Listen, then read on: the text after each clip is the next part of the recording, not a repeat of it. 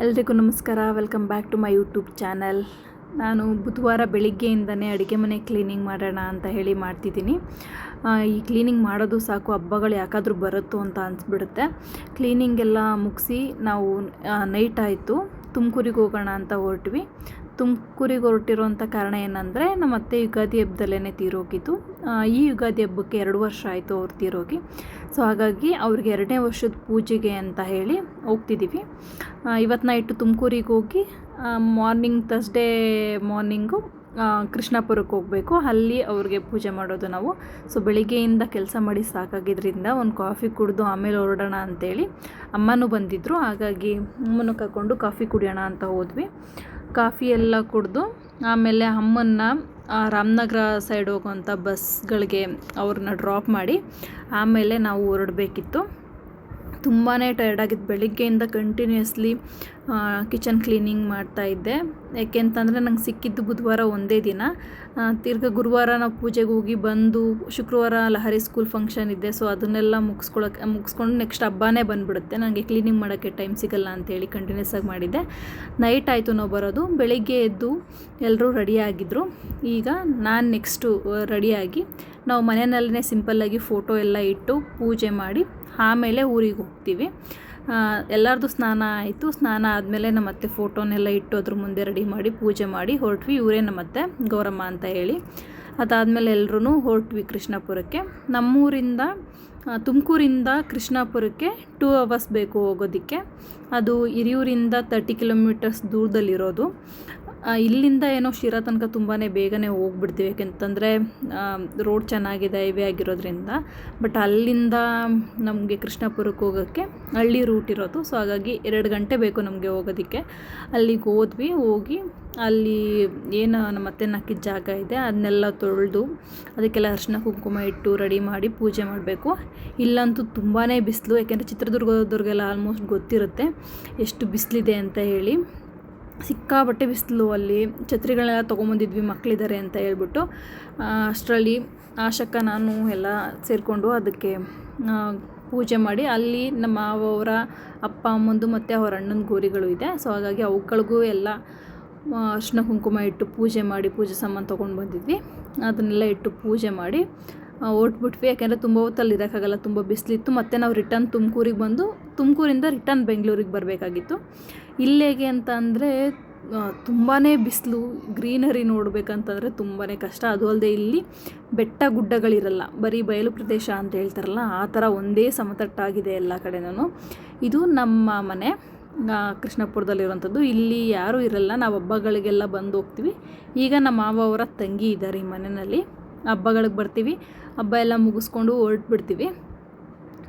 So ಅವಾಗ ಬಂದಾಗ ಇರೋದಕ್ಕೆ ಅಂತ ಹೇಳಿ ಮಾಡಿರುವಂಥ ಮನೆ ಇದು. ನಮ್ಮ ಮಾವ ರಿಟೈರ್ಡ್ ಆಗಿರೋದ್ರಿಂದ ಅವರು ಮನೆಯಲ್ಲೇ ಇರ್ತಾರೆ. ಆದ್ರೂ ಅವ್ರು ಇಲ್ಲಿ ಊರಿಗೆ ಬಂದು ಇಲ್ಲಿ ವ್ಯವಸಾಯ ಮಾಡಿಸ್ತಾರೆ. ಅದೆಲ್ಲ ಕಡಲೆಕಾಯಿನ ಚೀಲಗಳು, ಕಡಲೆಕಾಯಿ ಮತ್ತು ಹುರುಳಿ, ರಾಗಿ ಇದನ್ನೆಲ್ಲ ಬೆಳೀತಾ ಇರ್ತಾರೆ ಅಲ್ಲಿ. ಅದನ್ನೆಲ್ಲ ಕಡಲೆಕಾಯಿ ಬೇಕಾಗಿತ್ತು ಸ್ವಲ್ಪ ಮನೆಗೆ, ಅದನ್ನೆಲ್ಲ ತೊಗೊಂಡು ಹೊರಟ್ಬಿಟ್ವಿ. ಇಲ್ಲೇ ನಮ್ಮ ಸಂಬಂಧಿಕರೆಲ್ಲ ಇರೋದು ಇದೇ ಊರಲ್ಲೇ. ಅಪ್ಪ ಅವರ ಅಣ್ಣ ತಮ್ಮದಿರು ಅವ್ರ ಮಕ್ಳುಗಳಿರೋದೆಲ್ಲ, ಅವ್ರನ್ನೆಲ್ಲ ಮಾತಾಡಿಸ್ಕೊಂಡು ಹೊರಟ್ವಿ ನಾವು. ಮಕ್ಕಳಂತೂ ಶಕೆ ಅಂತ ಹೇಳಿದ್ದು. ನಾನು ಇದನ್ನು ಫಸ್ಟ್ ಕ್ರೈನಲ್ಲಿ ಆರ್ಡ್ರ್ ಮಾಡ್ಕೊಂಡಿದ್ದೆ ಈ ಡ್ರೆಸ್ಗಳನ್ನ ಊರಿಗೆ ಹೋಗಬೇಕು ಅಂತಲೇ. ಏಕೆಂದರೆ ಅಲ್ಲಿ ತುಂಬಾ ಬಿಸಿಲಿರುತ್ತೆ ಅಂತ ಹೇಳಿ. ತುಂಬಾ ಚೆನ್ನಾಗಿದೆ ಕ್ವಾಲಿಟಿ. ಕಾಟನ್ ಫ್ರಾಕ್ಸ್ ಇದು. ಹಾಗಾಗಿ ಇದು ಯಾರಿಗಾದ್ರೂ ಲಿಂಕ್ ಬೇಕಂದರೆ ನಾನು ಡಿಸ್ಕ್ರಿಪ್ಷನಲ್ಲಿ ಹಾಕಿರ್ತೀನಿ. ಪಿಂಕು ಅಂತೂ ತುಂಬಾ ಶಕೆ ಅಂತೇಳಿ ಬಟ್ಟೆನೇ ಬಿಚ್ಚಾಕ್ಬಿಟ್ಟು ಕೂತ್ಕೊಂಡ್ಬಿಟ್ಟಿದ್ಲು ಅವಳು. ಏಕ ಬರ್ತಾ ಡ್ಯಾನ್ಸ್ ಮಾಡ್ಕೊಂಡೆಲ್ಲ ಬಂದ್ವಿ. ಹಾಗೆ ಊಟದ ಟೈಮ್ ಆಗಿತ್ತು. ನಾವು ಆಲ್ಮೋಸ್ಟು ಕೃಷ್ಣಾಪುರಕ್ಕೆ ಹೋಗಿ ಅಕಸ್ಮಾತ್ ಬರಬೇಕಂತ ಅಂದರೆ ಶಿರಾದಲ್ಲಿ ಊಟ ಮಾಡ್ತೀವಿ. ಶಿರಾದಲ್ಲಿ ಕದಂಬ ಹೋಟೆಲ್ ಅಂತ ಇದೆ. ಆಲ್ಮೋಸ್ಟ್ ಅಲ್ಲೇ ಯಾವಾಗಲೂ ಊಟ ಮಾಡೋದು.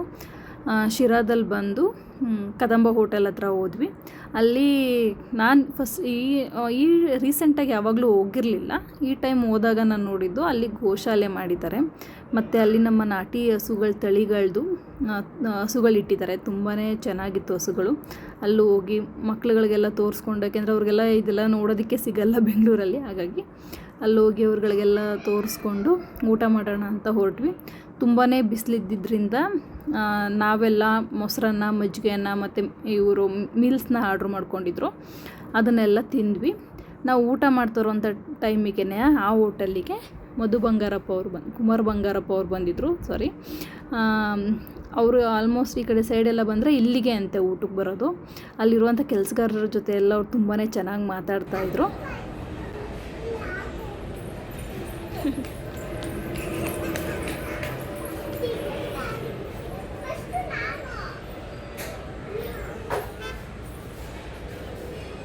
ಎಷ್ಟಿದೆಯಾ? 3 kg ಇದೆಯಾ ಅಷ್ಟೇನಾ ಲಡ್ಡು? ನೆಕ್ಸ್ಟು ಅಲ್ಲೆಲ್ಲರೂ ಅವ್ರ ಹತ್ರ ಫೋಟೋ ತೆಗೆಸ್ಕೊತಾಯಿದ್ರು. ನಾವು ಫೋಟೋ ಎಲ್ಲ ತೆಗೆಸ್ಕೊಂಡು ತುಮಕೂರಿಗೆ ಹೋಗಿ ಅವ್ರನ್ನೆಲ್ಲ ಬಿಟ್ಟು ಮತ್ತೆ ರಿಟರ್ನ್ ಬೆಂಗಳೂರಿಗೆ ಹೊರಟ್ವಿ ನಾವು. ಯಾಕೆಂತಂದರೆ ಬೆಂಗಳೂರಲ್ಲಿ ಈವ್ನಿಂಗು ಒಂದು ಫಂಕ್ಷನ್ ಇತ್ತು, ನನ್ನ ಹಸ್ಬೆಂಡ್ ಅವರ ಕಂಪ್ನಿಯವ್ರದ್ದು.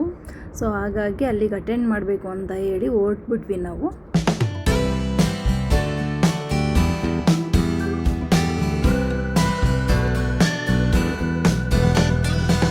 ಅಲ್ಲಿಂದ ಬಂದು ಒಂದು 1/2 ಅವರ್ ರೆಸ್ಟ್ ಮಾಡಿ ಮಕ್ಕಳನ್ನೆಲ್ಲ ರೆಡಿ ಮಾಡಿ ಇವಾಗ ನಾನು ರೆಡಿ ಆಗ್ತಾಯಿದ್ದೀನಿ. ನನಗೆ ಹೋಗೋದಕ್ಕೆ ಮೂಡೇ ಇರಲಿಲ್ಲ, ಯಾಕೆಂದರೆ ತುಂಬ ಟಯರ್ಡ್ ಆಗಿತ್ತು. ನೆನ್ನೆಯಿಂದ ಫುಲ್ ಜರ್ನಿನೇ ಆಗಿಬಿಟ್ಟಿತ್ತು. ಆದರೂ ಕೊನೆ ಮೂಮೆಂಟಲ್ಲಿ ಇಲ್ಲ ಓಕೆ ಬರ್ತೀನಿ ಅಂತ ಹೇಳಿ ಎದ್ದು ರೆಡಿ ಆಗ್ತಾಯಿದ್ದೀನಿ. ಹಾಗಾಗಿ ನಾನೇನೂ ಹಾಕಿಲ್ಲ, ಮಾಯ್ಶ್ಚರೈಸರ್ ಹಚ್ಚಿದ್ದೀನಿ, ಲಿಪ್ಸ್ಟಿಕ್ ಹಚ್ಚಿದ್ದೀನಿ, ಈಗ ಒಂದು ಮಸ್ಕರ ಹಚ್ಕೊತಾ ಇದ್ದೀನಿ, ಬೊಟ್ಟು ಇಟ್ಕೊತಾ ಇದ್ದೀನಿ ಅಷ್ಟೇ. ಅದು ಬಿಟ್ಟರೆ ಯಾವುದೇ ರೀತಿ ಮೇಕಪ್ ಕೂಡ ಮಾಡಿಲ್ಲ ನಾನು. ಸೀರೆನೂ ಕೂಡ ಅಷ್ಟೇ ತುಂಬ ಸಿಂಪಲ್ ಆಗಿರುವಂಥ ಸೀರೆನೇ ವೇರ್ ಮಾಡಿದ್ದೀನಿ, ಯಾಕೆಂದರೆ ತುಂಬ ಶೆಕೆ ಇರುತ್ತೆ. ಹಾಗಾಗಿ ಸಿಂಪಲ್ ಸ್ಯಾರಿನ ಹಾಕ್ಕೊಂಡು, ನನಗೆ ಆಲ್ಮೋಸ್ಟ್ ಆಲ್ ಸೀರೆಗಳಿಗೆಲ್ಲ ಜುಮ್ಕ ತುಂಬಾ ಇಷ್ಟ ಆಗುತ್ತೆ. ಹಾಗಾಗಿ ಅದಕ್ಕೆ ಒಂದು ಆ್ಯಂಟಿಕ್ ಬ್ಲ್ಯಾಕ್ ಮೆಟಲ್ ಜುಮ್ಕನ ಹಾಕ್ಕೊಂಡಿದ್ದೀನಿ. ಹೇರ್ ಸ್ಟೈಲು ಅಷ್ಟೇ ಏನೂ ಮಾಡ್ತಾಯಿಲ್ಲ, ಸುಮ್ಮನೆ ಫ್ರೀ ಬಿಡ್ತಾಯಿದ್ದೀನಿ. ಯಾಕೆಂದರೆ ಆಲ್ರೆಡಿ ಟೈಮ್ ಆಗಿಬಿಟ್ಟಿತ್ತು ನಾವು ಬಂದು ರೆಸ್ಟ್ ಮಾಡಿ ಹೊರಡೋಷ್ಟರಲ್ಲಿ.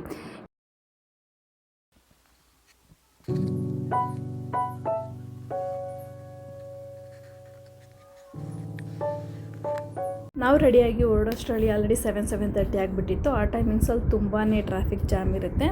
ಹಾಗಾಗಿ ನಾವು ಈ ಟ್ರಾಫಿಕಲ್ಲಿ ಹೋಗೋಷ್ಟರಲ್ಲಿ ಅಲ್ಲಿ ಆಲ್ರೆಡಿ ಫಂಕ್ಷನ್ ಎಲ್ಲ ಸ್ಟಾರ್ಟ್ ಆಗಿತ್ತು. ಅಲ್ಲಿ ಹೋಗಿದ ತಕ್ಷಣ ನಾವು ನಿಂತ್ಕೊಂಡು ಫೋಟೋಸ್ ಎಲ್ಲ ತೊಗೊಂಡಿದ್ದಾದ್ಮೇಲೆ ಊಟ ಮಾಡ್ಕೊಂಡು ಹೊರಟ್ಬಿಟ್ವಿ. ಇವ್ರು ಬಂದು ಸ್ನೇಹ ಕಿರಣ್ ಅಂತ ಅಂದ್ಬಿಟ್ಟು ಮೇಕಪ್ ಆರ್ಟಿಸ್ಟು. ಬೇಕಾದರೆ ಇನ್ಸ್ಟಾಗ್ರಾಮಲ್ಲಿ ಅವ್ರದ್ದು ಸ್ನೇಹ ಕಿರಣ್ ಅಂತ ಐಡಿನ ಚೆಕ್ ಮಾಡಿ ಹೋಗ್ಬಿಟ್ಟು ಅವರು ಕ್ಲಾಸಸ್ ಎಲ್ಲ ತೊಗೊತಾರೆ ತುಂಬ ಚೆನ್ನಾಗಿ. ಇವ್ರು ನಮ್ಮ ಅಕ್ಕ. ಸೊ ಇವರನ್ನ ಮೀಟ್ ಮಾಡಿ ಅಲ್ಲಿಂದ ಹೊರಟ್ವಿ. ಬಾಯ್.